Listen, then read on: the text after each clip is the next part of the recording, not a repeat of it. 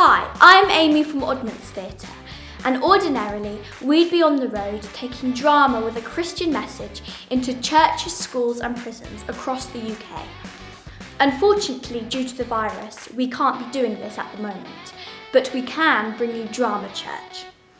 Over the next coming weeks, we'll be looking into the lives of several well-known Christian figures from the past and what their testimonies and stories can teach us today.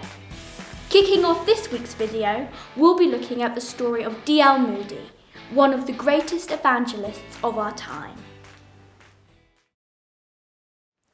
Dwight Moody, one of the greatest evangelists of our time, was the sixth of 9 children, brought up by his widowed mother. The family struggled just to get by, and at the age of 17, Moody moved to Boston to find a better life. On the condition he would attend church regularly, which he did, Moody became a shoe salesman at his uncle's shop. Moody excelled as a salesman, despite his poor grammatical skills, but was known as a rather mixed bag, full of mischief, practical jokes, and swearing. Yet despite his rough edges, his Sunday school teacher mentored him and led him to Christ. Moody said, "It was as though the old sun shone a good deal brighter than it ever had before." In 1856, age 17, on impulse, Moody travelled to Chicago, where he found an even greater success as a shoe salesman, earning 16.5 times more than the average wage for the trade. Moody found a small church to attend with a poorly attended Sunday school. The church said he could lead a class if he could find the children to teach. Following the words in Luke 14, verse 23, he wandered the streets talking to people. The following Sunday, he turned up with a group of 18 sorry ragamuffins from the streets in tow. With increasing numbers, a change in premises, 500 to 600 children attending Sunday school, soon it became the largest in America. Evening services began, and the gatherings drew in 1,500 people from all denominations. Moody then made 2 life-changing decisions, giving up his career as a salesman and marrying Emma, the girl he loved. Moody was innovative in his approach to drawing people to Christ, including buying a small pony to attract children to church and bringing food baskets to poor households. The Great Chicago Fire of 1871 destroyed his family home, the church, and left over 100,000 people homeless. But Moody kept on touring towns and cities, preaching and raising relief funds. He changed many lives by evangelizing in places no one else would go. With a growing passion for his ministry and a doctor's recommendation to improve his wife's asthma, Moody and his wife made several trips to England, where his unconventional preaching, Bible readings, and personal testimonies was a religious sensation.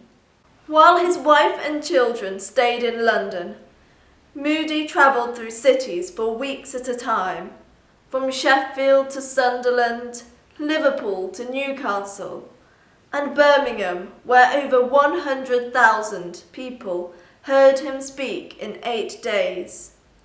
The ministry moved to Scotland and Ireland, and a revival swept across the nation. One evening in Glasgow, 20,000 people arrived.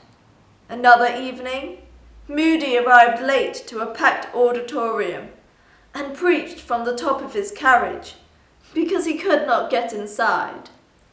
Of course, Moody had his critics.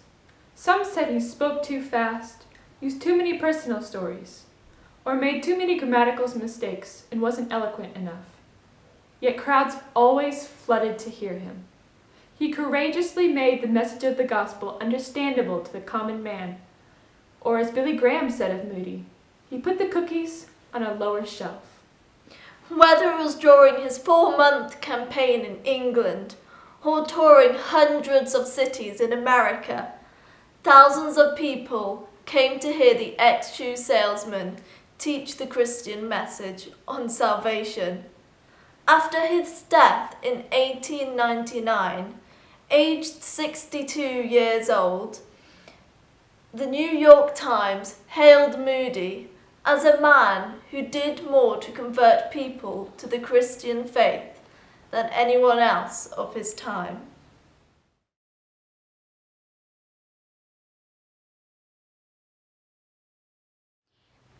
There is plenty for each of us to take away from Moody's story. His courage, his perseverance, but also the fact that he was an ordinary person with a passion for Christ and sharing the gospel. God has been using ordinary people like you and me since the very beginning. And even when people criticize us or we lack faith in ourselves, we must remember that it is God who called us and it is God who will help us. Nice to meet you and welcome to Management Advisory Services. Do take a seat. Julia, my partner. Nice to meet you. I have your proposal here for forming a new company. Now, I hope you don't mind me saying at such an early stage, but we did find a few discrepancies in your form. Yes, in other words, we couldn't make head or tail of it. Yes. Well, in your file, it says that you are 30 years old, yes? That you were the son of Joseph and Mary? And that for a number of years you've been working in your father's business as a carpenter. Is that correct? Okay. Now, it was actually your answer to question 7 which perplexed us somewhat. The question was, will your company be a public limited company, just a limited company, or a father and son business? And you wrote, quote Julia, An everlasting company. we said to ourselves, have we ever known an everlasting company? No. Face the facts, my good man, that either companies have cash flow problems, Get forced out of business by strikes. are defrauded by their employees, Have too high overheads. cannot attain raw materials, And that's the good news. most land up at the receivers, bankrupt. Of course, Mr. Casewell isn't trying to be negative about your chances of survival. But it's my job to help you face the facts. And this idea, it's not a winner. Are you still interested in forming a company? Oh, you are? And father and son would represent your work nicely. Write that down, Julia. Moving on, we were rather concerned about your proposed personnel. What? Oh, you can't be serious. A few million to be added at a later date. No, if I were you, I wouldn't be in too much of a hurry to recruit them, looking at the curriculum vitae of the others, which, if I remember, included 4 fishermen. Yes. Andrew, James, John and... Simon. Yes, Simon, whom for some absurd reason you wanted to call Peter. Now, we have to be honest with you here. So take this as a man. There's some hard facts to face. What? Well, to be blunt, these men are useless. Take, for instance, Thomas. How would you ever motivate a man like him? He would question his every decision. What you need is a team of men with charismatic personalities who are strong and decisive and of good communication skills. Good communication skills. And of course, people with contacts within government are most helpful, if you know what I mean. No, Julia hasn't got anything wrong with her left eye. But most of all, you need people with brains. Not sawdust. On a positive note, there was one man we thought with potential. A man full of real zeal and drive. A trustworthy young fellow. Yes, that man I said you could trust your life to. Of course, we're talking about Judas of Iscariot. Yes, Judas of Iscariot. But even with a man like Judas on your team, your plans to set free the oppressed and recover sight to the blind are just somewhat ambitious. You know, it's all been tried before. There was the wonder pill. The miracle pill. The wonderful faith healing miracle pill. It's all been tried before. Young man, you're just too much of a visionary. Look, forget this signs and wonders business. Now, you said your father was a tradesman. A carpenter. A chippy. I know. Fish and chips. Well, he's already got the fisherman. And I'm sure the others could be trades of fry and wrap. Look, Jesus, you have to face it, that your people... Oh, they're not world changers.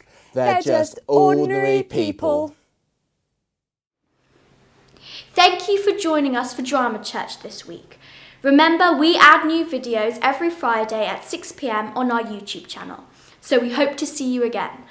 Until then, let's close in prayer. Father God, thank you for using ordinary people like me to do extraordinary things. Please open my ears and my heart to hear what you are calling me to do, and give me the strength and the courage I need to pursue it. Amen.